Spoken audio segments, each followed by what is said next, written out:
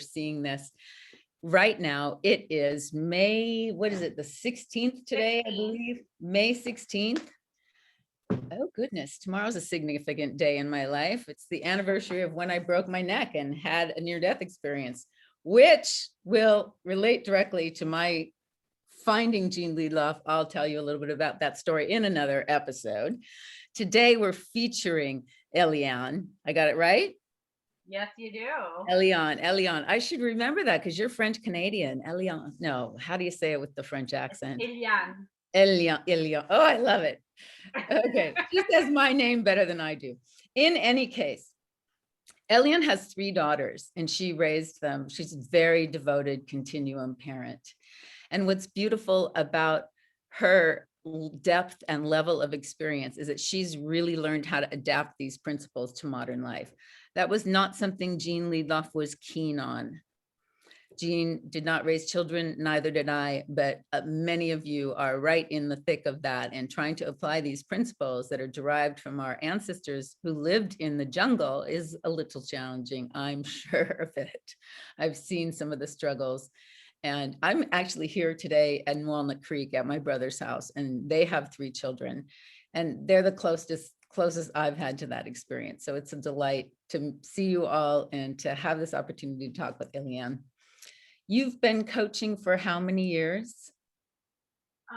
Well, I started Parenting for Wholeness almost 8 years ago now, but really, I was a La Leche leader from 1995. So I've been working with parents for 26 a very years. Long time. Yeah. Right. Yeah. So Eliane's business is called Coaching for Wholeness, and that is her website.com, correct? Yes. Coachingforwholeness.com. So definitely. Well, that's actually my website, but I mean, Parenting for Wholeness is actually the name of my business, and we're working on building the new website. But yeah. Wonderful, wonderful. So before we go too deep, I'm going to start by, for anyone who doesn't know what the continuum concept is or really needs a little refresher, read the book a long time ago, I am going to read from Jean's biography, which is coming out in June 26th, 2021. And it's very exciting for me. I knew Jean personally. She asked me to write her biography when she was on her deathbed, just probably 2-3 weeks before she passed. We had that conversation.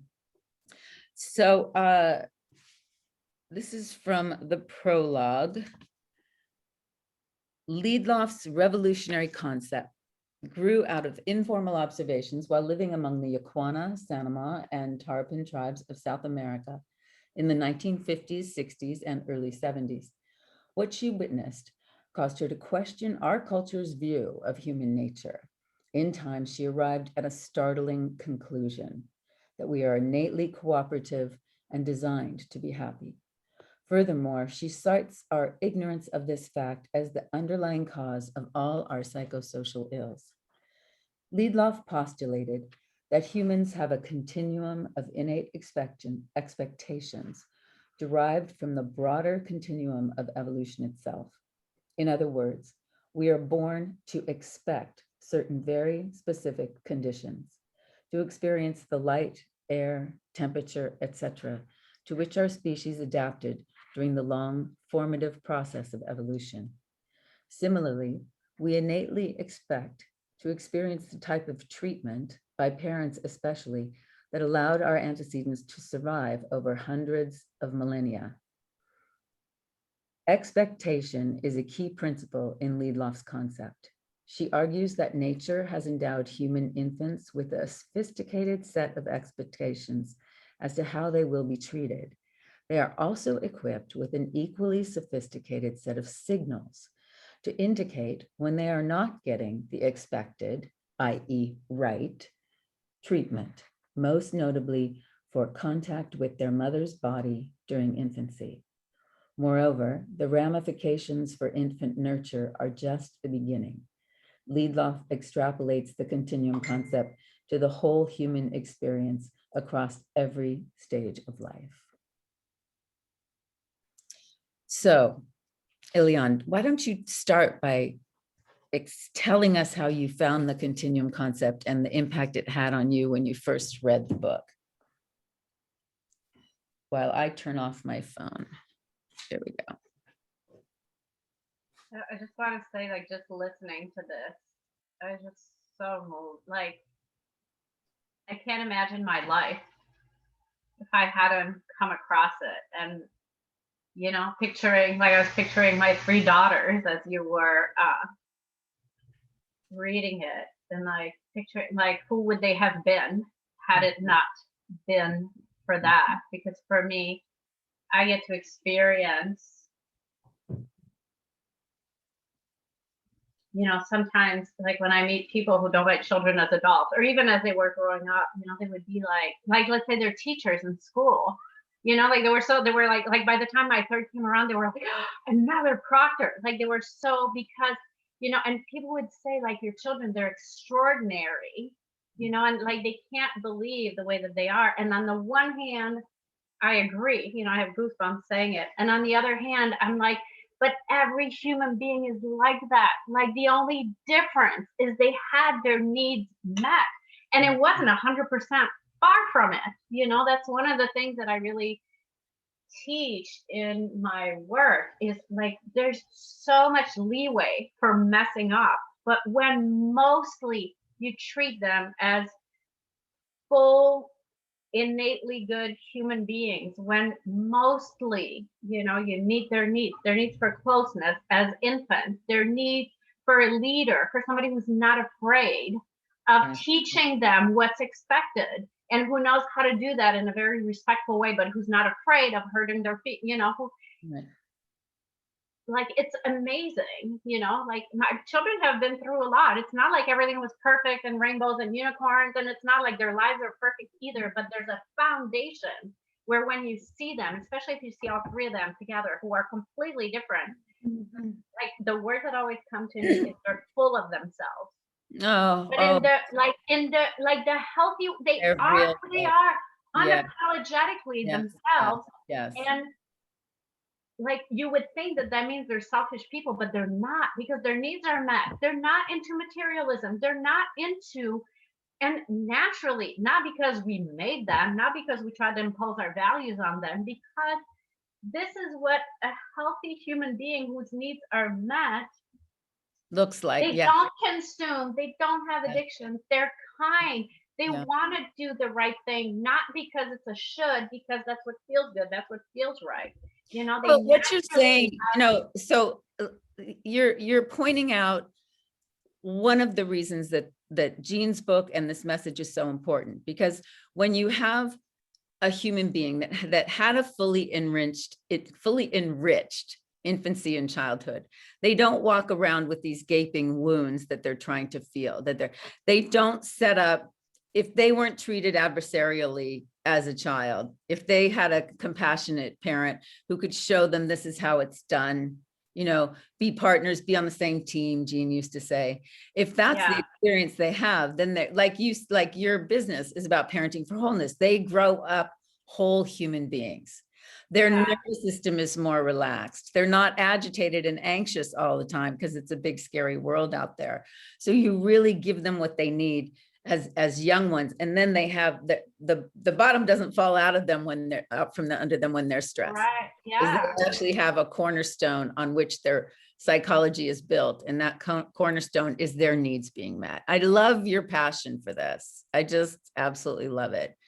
So let's talk a bit. I know that one of your areas of expertise is adapting to modern life. So pick a topic, pick some issue that moms come to you with often. Like, is it about how do I handle my child when there's a busy street outside, or is it screen time, or pick one of those things and talk to me about.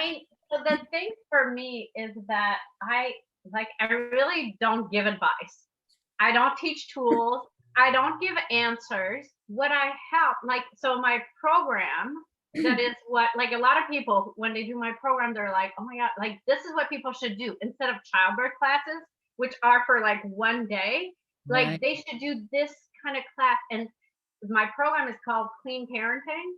And even though it's a weird word, I stick with it because what it's about, it's just about clearing out all the extra so people can be connected to their own inner guidance. So Their all my instinct. work Yes. is about, so for me, it's like some of them, I even tell them, forget about the continuum concept, like burn the book. I mean, I'm sorry, that might sound No, no, no, sacrilegious, no. but the thing is to like, this is my perspective on it. So I don't necessarily consider myself a continuum concept expert per se, like other people. Mhm. Because for me, I see it as the continuum concept was this beautiful example of a people who lived in harmony with their true nature, with themselves as a society. So they're an example of what it looks like when you're fully connected to your instincts. Mhm. And one of the mistakes that I find that a lot of the people that I work with do is they're like, what would the iguanas have done in the Yeah. situation? Yeah. So then they're not connected to themselves. You Mhm. know, it ends up just another should. So for me, it's about just if you get out of the way, if you forget all your beliefs, everything you've heard, everything you've seen, no new mom will want to put down a baby or let them cry. Mhm. No new mom, Yeah. if you haven't been conditioned that a baby sleeps in a separate room, no mom comes home from the hospital if you have your baby in the hospital and thinks, I want to go put my baby in a separate room. Yeah. You know, Yeah. so for me, it's like if we clear out all the conditioning, So all how the does, wait a beliefs, minute, wait. I'm going to stop you because I'm a psychotherapist and it isn't easy to clear out conditioning because it's laid down deep in the nervous system. So basically what you're talking about is people coming into the now, like being fully present, uncluttered, no mind, where, you know, it's like Zen mind, like come yeah, but here. But well, let me just finish and then I'm yeah, totally want to hear what you have to say. So it's it's like then the voice of the instinct can come up. Like you can't argue with evolution. There we have this innate instinct, instinctive intelligence, I call it. It's a yeah, form of intelligence. So that's what you're encouraging people to get in touch with, not to look for the answers out there. People do turn the continuum concept into dogma. You know, there are religious people, religious continuum concepts. So what is your practice or method for helping people clear it out? What you're saying is clear it out. Talk to me about that. How do you do yeah. that? So so I have like my program is all about, so I've kind of extracted what I consider core teachings from the continuum concept, as well as just how because for me it took me years and years. Like I didn't have the internet, Uh-huh. when so I read the continuum concept when my oldest was 2. So I had read a bunch of, I was a LHLE leader, so I was very steeped in the whole attachment parenting world. I had read every Dr. Sears book, so I had read a lot of books already. But when I read the continuum concept, that was it. That was the last parenting book I ever read. Wow. So it was a And bigger context because, you know, attachment parenting came out of the continuum concept. William right, Sears read it. How interesting. You yeah, came upon it later. yeah. So my oldest was 2, and then that was it. Then I just reread and reread and reread and reread the book. And then I'm a very I'm also a very like left brain, analytical, organized. So I really like kind of figured out how does that work? How to make it work? How does it look practically? And I had I made all my friends read the book. So we would all discuss it for hours, and I had all my friends were like LHLE leaders and Waldorf teachers and Montessori. So we would bring like all these kind of to it to just really get kind of to the heart of it. So you would brainstorm with other moms, basically. Yeah, and then we would, it'd be in real time where like I had one daughter who liked hitting, Uh-huh. with our wooden toys, would like hitting other kids on the head. Like Uh-huh. we would kind of like all talk it through together. So we kind of all figured it out together. You But get together sometimes with all your children? what? Did these women, this cluster of women that you would get Oh together with? yeah, I mean we would see each other several times a week, almost every day. I had people at my Wow. house. I'm kind of this person who loves having people over, Wow. and Well, you created a little tribe for yourself. yeah, I did. Yeah, very much so. So so it's like And when I decided to create a parenting program, I mean, honestly, it was because I was broke and I needed to make money. And my business coach said, you need to create a program. And I'm like, but I don't give parenting advice. Unlike other people, I don't give parenting advice. And she was like, well, just find a way to do it. So I tried to like extract out of my head what were the things that guided me, and through that, so it's like in my program, there's one module that's like being on the same team. So like at the beginning of the program, I have them create an intention, then list all of their challenges, all their situations, all their questions. And then we go through them. So I'll have a module that's on being on the same team. And then I really go into that. And I'm like, so how would you handle situations differently? So it's all about, it's kind of like rewiring their ways of thinking about their approach to their children.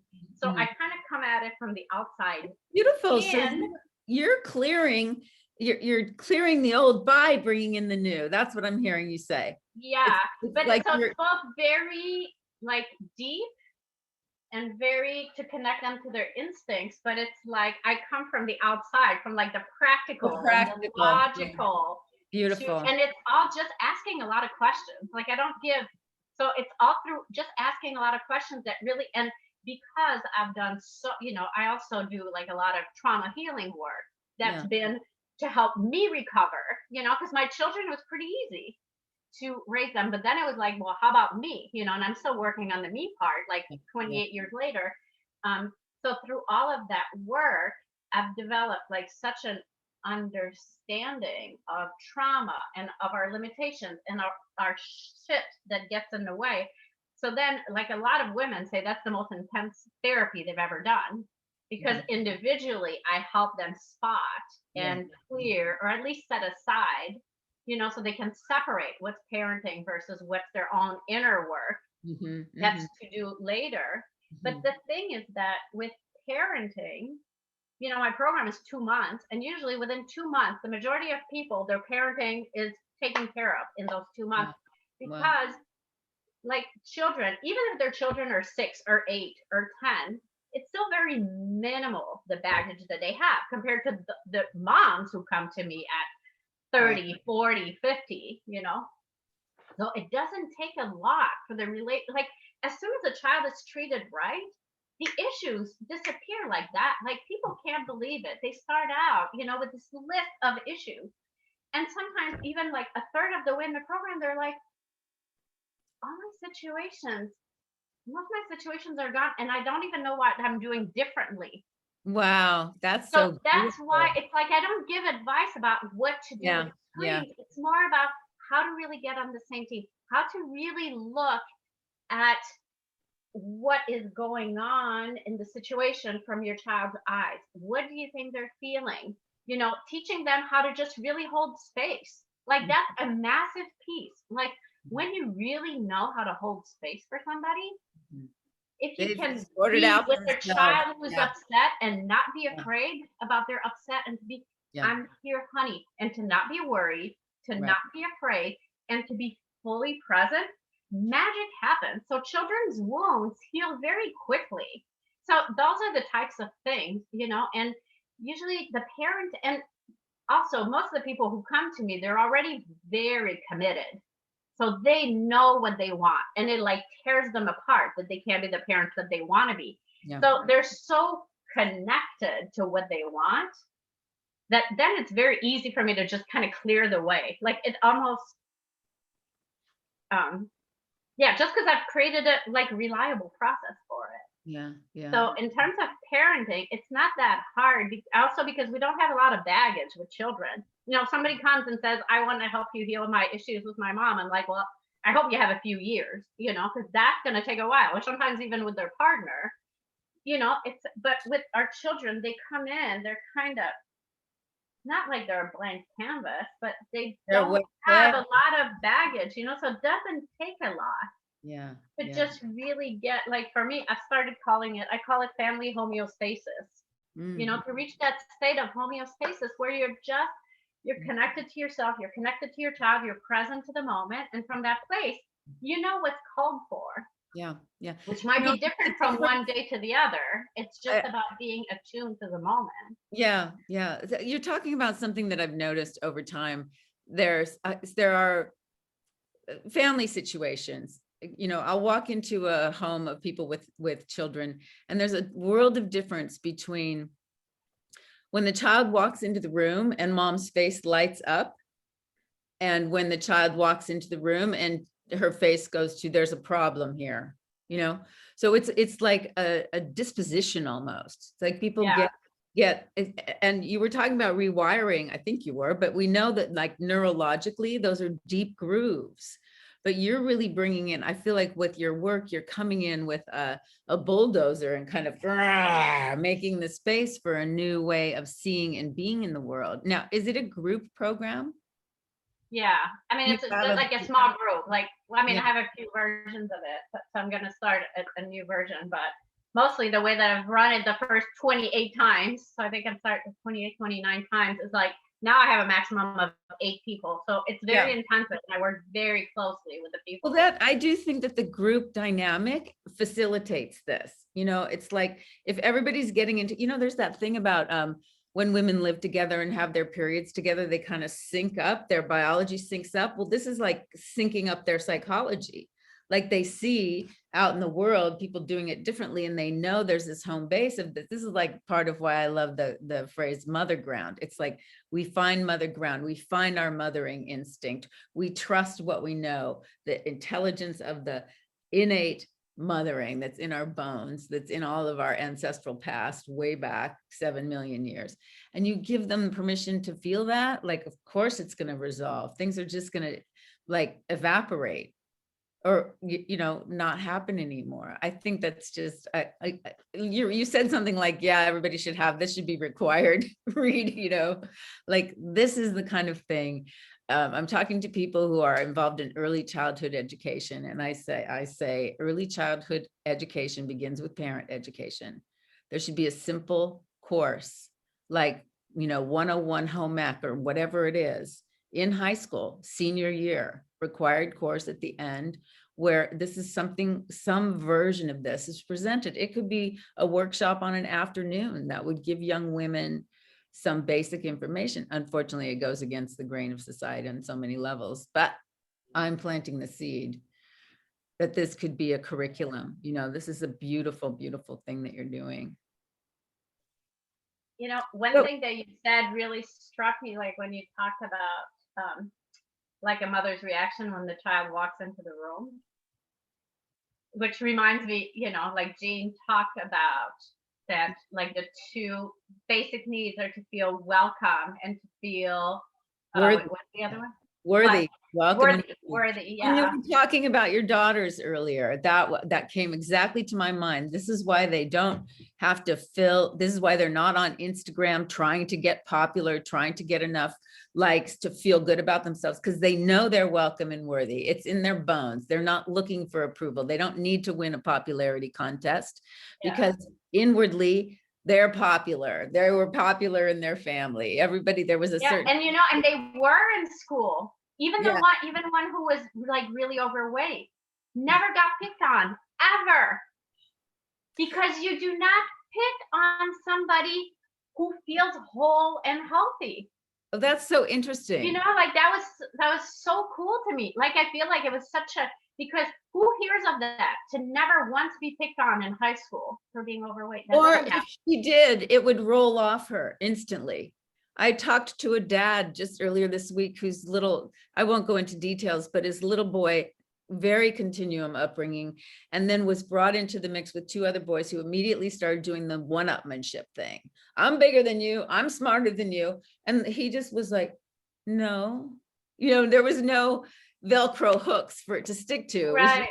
He was like, no, you're mistaken. Similar to the thing that Jean would say about, teaching children. If, you don't make them wrong for doing something, you walk over and you show them how it's done. Like, this is how it's done. This is how we do it in our tribe. This is what your people do. That's what, and our innate expectation is that we'll be given that information because we know how to get along with our tribe. It's just so very lovely. Yes, I would say that's probably one of the hardest pieces that I work on with people, because what I find a lot, so a lot of the people who come to me are already from the attachment parenting type world, but they are so afraid of being authoritarian and damaging their children that that they're passive. afraid to set boundaries. They're afraid to tell their children what to do. And then it kind of wreaks havoc. And then oftentimes, like when you were talking about the feeling welcome, even though they start out as being very welcoming mothers, they start dreading their children's reactions. They start dreading them coming into the room because they don't know how to handle it. Yeah. And to me, that's so tragic. And then because they lose it, and then they act like their parents did. Right. Yeah. Which is the thing they promised themselves they would never do. And oftentimes that's when people reach out to me. They're like, oh my God, I've been following you for years. I just lost it. And they're brokenhearted. And for me, I celebrate because I'm like, yes, this will be the motivation where then they do the work and then their lives transform, because it can be so easeful. Parenting can be so easeful. And even this is the other thing when Jean would say that she'd like, they would laugh if I told them how that Americans consider it a job. Like, it's so difficult. We would never have survived if parenting had been this difficult. And you were saying about what you're talking about in terms of what attachment parenting, and the parents become child-centered. This was Jean's term, and too permissive. Right. And there's a whole example. In fact, there's a story in Jungle Gene about this, where the child actually needs the parent to be the one that knows. So if the parent doesn't set boundaries, then the kid will keep pushing because they want to know when they have to stop. So what you were talking about, like if a parent is afraid to say no and concerned that what the child thinks and how's the child gonna, that's like, oh my goodness, we've already got a Gorgon knot of mistaken, So at that point, I can see why a mother would lose it, because it gets super frustrating because there's not the cooperation that everybody's innately designed to expect. So once the adaptations come in, and some of the adaptations are kind of scary, but it's, amazing. Yeah. And this is the kind of thing where I say, like, people are like, within sometimes just like a few weeks of the program, they're like, I don't understand. My child is not doing this thing that is the reason I signed up for the program, and I don't know what I'm doing different. They don't know what they're doing different, but it's because for me, I work at such a foundation level, that it's like getting to this place of being on the same team, honoring your truth, honoring your like, I don't even like calling it setting limits, because it feels like it's from the outside in. To me, it's like setting boundaries. Like you know what your boundaries are. Your body tells you right away, this doesn't feel right. Then just name it. Don't be afraid. Like, children can handle it. Children can handle disappointment. In fact, they need disappointment. That's how you learn to, that's how you build grit. That's how you build resiliency. That's how you build the ability to accept limitations. You feel it, you accept it, and then you move on. You find a different route. Children who don't learn that, whose parents are so afraid of saying no, or so afraid of setting limits or boundaries, like those children, they kind of struggle more in life. Like, I think they can find their way through anything, because they're very they can take what life throws at them, because they've not been overly protected. If it's the hitting the hard spots that develops character, we might say, or whatever, the ability to delay gratification. Right. I think these days with the Instagram moments and all that, kids are so immediate satisfaction.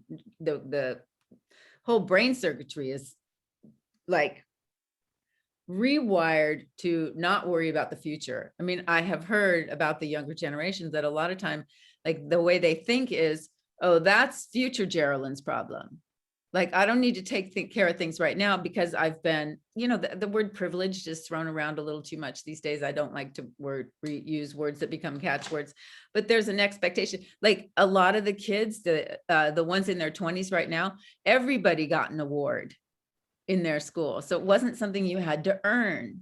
It was something that was a given, like everybody got an award. So it's a very different world that they're growing up in, the young kids today. Yeah. And to me, like one of the things that really surprised me, because I separated from my husband when my children were 3, 5, and 8.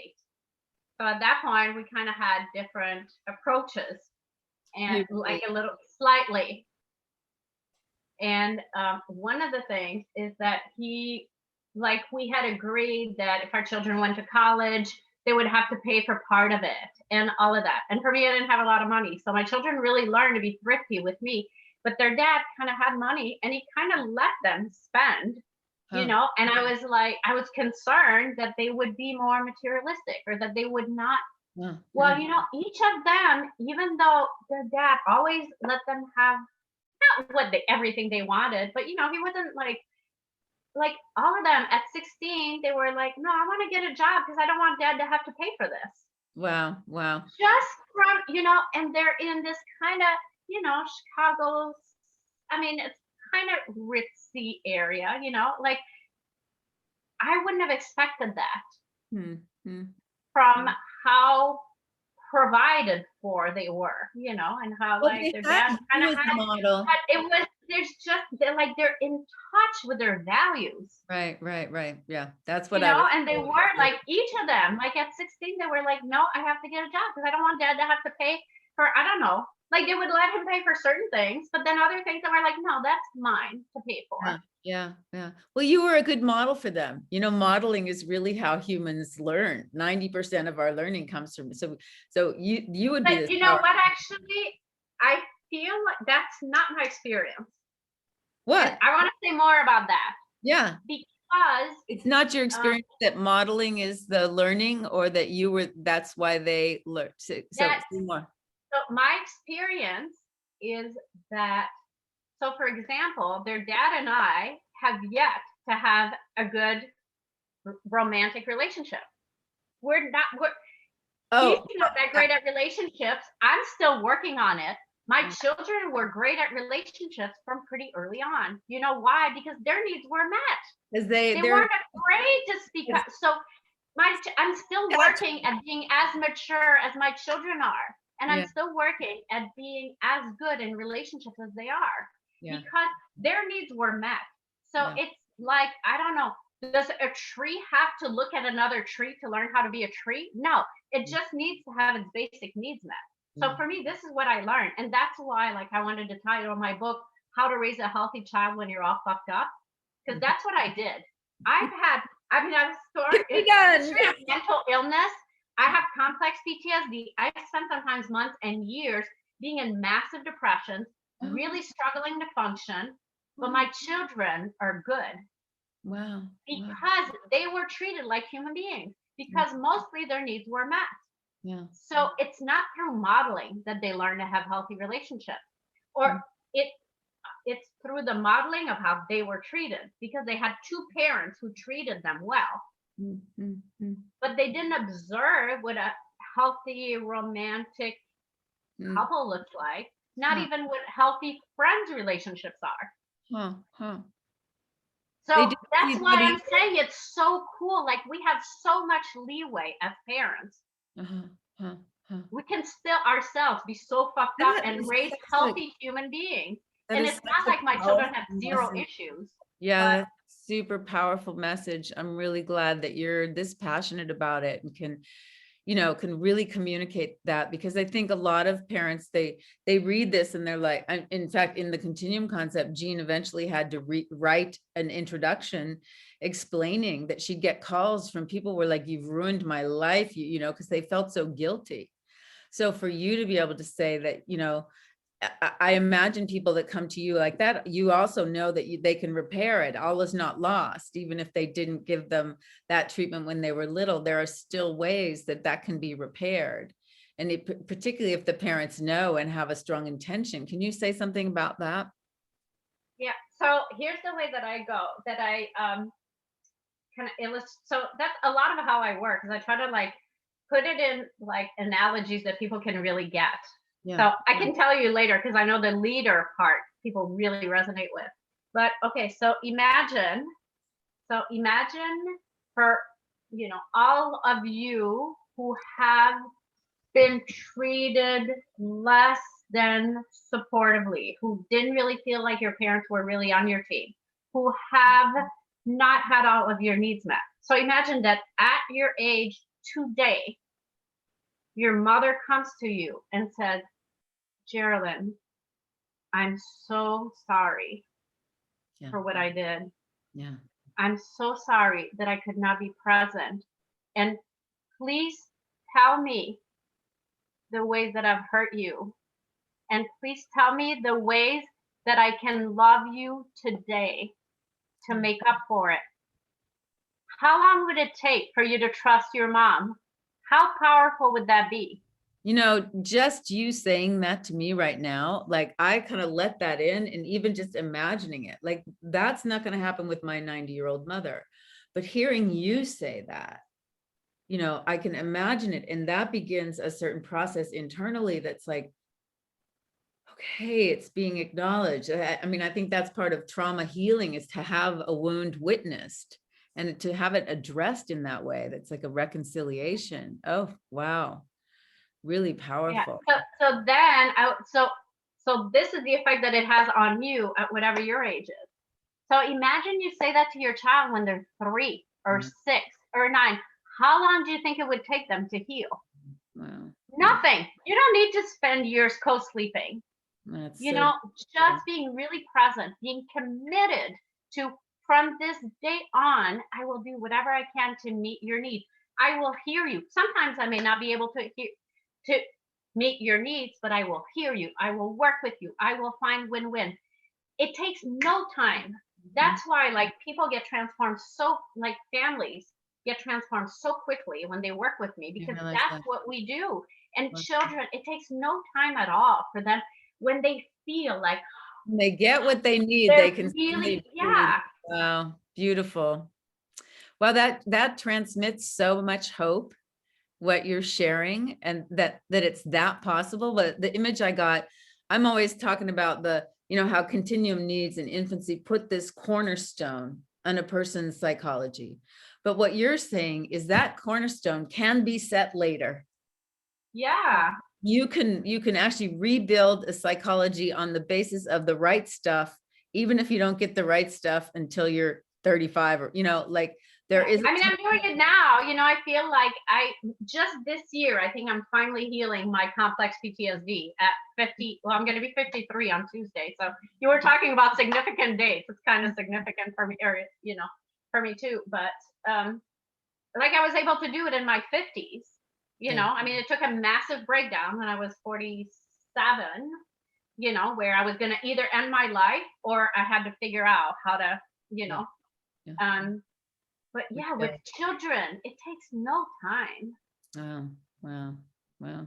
That is just so full of hope. I feel really blessed to have, you know, this first time doing an interview, to be with somebody so passionate and so clear, you know, and full of solutions and really deep experience. So it's really, I do want to do this on a regular basis. I think that people would be very, very blessed by meeting you on YouTube and just hearing these things, you know, and then finding you if they want, you know, if they want to go further, because you're really, I can feel the healing, the medicine that you are. It's like you're carrying this medicine, and it's very, very beautiful. So I really want to appreciate you for agreeing to do this with me, you know, the Virgin voyage and me you know, having to reschedule several times. I knew it would be worth it. So thank you. I feel so honored to be your first guest. I can't even tell you. Like, this whole thing feels so magical to me, because for so many years I've thought that I'm just this little middle-aged woman sitting on her couch trying to make money to pay the rent, you know. Well, you found but your I am so passionate about this. And you have a purpose, and that's really what human beings need, is to have a purpose, to be able to contribute. And this is a huge contribution. And I'm really, really, it's a pleasure. It's a pleasure. Thank you. I'm gonna say goodbye. And again, this is Jean Liedloff's biography, Jungle Jean. And there's Eliane's going to give you a link, junglegene.com. Go sign up, get on the mailing list, get on Eliane's mailing list, Coaching for Wholeness, correct? Yeah. So my website is right now coachingforwholeness.com. Okay. And you can find me on Facebook. I'm pretty active, and the page is Parenting for Wholeness. Oh, wonderful. Wonderful. Yeah. And there is the Continuum Concept group on Facebook. Some of you may have found this recording through that, the Continuum Concept Connection. Join that group. Yeah. And yeah, so pleasure, really deep pleasure. Eliane, thank you so much. And Thank you. This was yeah, an honor and a really joy. a blessing. Okay, bye-bye, everyone. Bye.